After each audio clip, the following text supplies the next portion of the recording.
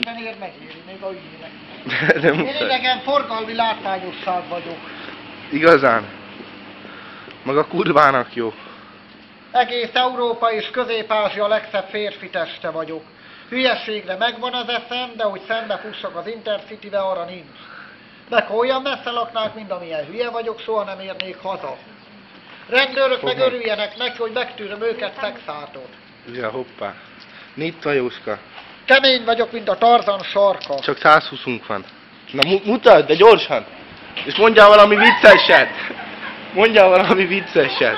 Hát ha én nem lennék, ki kéne találni. Nekem először szaporítani kell, utána meg két pisztollyal írtani. Muterom meg úgy néz ki, mint a gömbvillám. Az milyen? Elmenne anyám Egyiptomba, meglátták, azt hinnék feltámadt egy mumia. Nagyon rustya. És szoktál már itt dolgozni, vagy?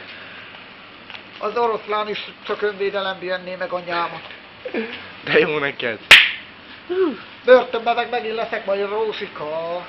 Megint rátettek. Bemész, mint Csipka Józsika, és kijössz, mint Csipke Rózsika, nem? A rendőrök meg örüljenek neki, megtűröm őket szexáton. Előbb az meg... lenni. Dik milyen férfi jön ki? Vagy majd be? Kemény vagyok, mint a Tarzan sarka. Mikor megszülettem, játékcsengelyet adhattak volna a kezembe kézigránátot. Miért? Ültetettek volna a Billy helyett aknára. Hogy lett neked ilyen eszed? Nem vagyok annyira hülye, mint mutatom, sokat ráteszek. Megfogod a Szépszer seggem? csinálom. Hát nekem vannak igények. Miért nem vagyok igényes? Na, gyorsan, na. Mit akarsz? Na, megfogod a seggemet. Vagy csak neked a csúnya emberek tetszenek.